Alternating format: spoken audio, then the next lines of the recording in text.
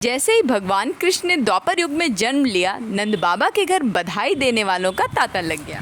क्या आस पड़ोस के लोग हों, क्या नगरवासी हों, क्या ऋषि मुनि हो, यहाँ तक कि देवता भी कृष्ण भगवान के जन्म का समाचार मिलने पर नंद बाबा के घर बधाई देने के लिए पहुँचने लगे। जब भी छोटे बच्चे के जन्म की बधाई देने हम जाते हैं तो कुछ न कुछ अवश्य लेकर जाते हैं। इसी तरह से सब लोगों ने भगवान कृष्ण के लिए कुछ न कुछ जरूर लेकर आए। हमारे भगवान भोले शंकर को भी भगवान कृष्ण के बाल स्वरूप को देखने की इच्छा जागृत हुई। अब वे सोचने लगे कि बच्चे को देखने के लिए खाली हाथ जाना तो उचित नहीं होगा, पर लेकर क्या जाया जाए। अब यही सोचकर वो विचलित हो रहे थे। अब प्रभु के बाल स्वरूप को देखने की उनकी प्रबल इच्छा भी थी और भगवान भोले शंकर के पास कोई ऐसी चीज भी नहीं थी जो प्रभु कृष्ण के बाल स्वरूप को पसंद आ जाए।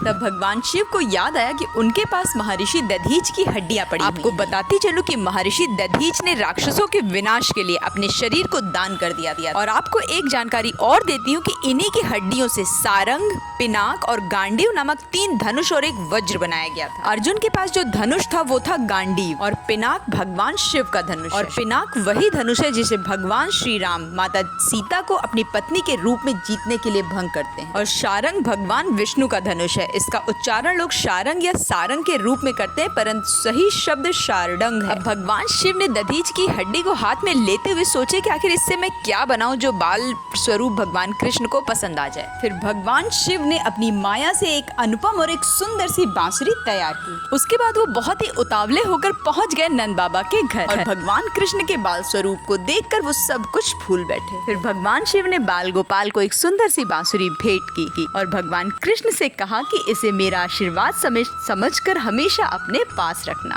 भगवान कृष्ण को बांसुरी अत्यंत प्रिय हुआ करती थी। यही कारण है कि उनकी सभी प्रतिमाओं में उनके हाथ में आप बांसुरी देखते थे। भगवान श्री कृष्ण की बांसुरी हमारी राधा जी के प्रति प्रेम का प्रतीक भी थी। आखिरी समय में जब भगवान श्री कृष्ण ने राधा जी से कुछ मांगने का अनुरोध किया था, इस पर राधा जी ने कहा था कि वो आखिरी बार उन्हें बांसुरी बजाते हुए सुनना चाहती हैं। तब भगवान श्री कृष्ण ने सुरीली धुन में दिन रात बांसुरी बजाई। तब हमारी राधा रानी आध्यात्मिक रूप से भगवान श्री कृष्ण में विलीन हो गई थी। बांसुरी की धुन सुनते सुनते राधा जी ने अपना शरीर त्याग दिया था। कहते हैं कि राधा जी की मृत्यु के बाद भगवान श्री कृष्ण ने कभी भी बांसुरी नहीं बजाई। भगवान श्री कृष्ण की मुरली के बारे में कहा जाता है कि वो पूर्व जन्म में सरस्वती जी थी जो कि ब्रह्मा जी की मानस पुत्री। कहते हैं भगवान श्री कृष्ण की बांसुरी में जीवन का सार छुपा हुआ है जो हम जैसे साधारण मनुष्यों की समझ से परे है।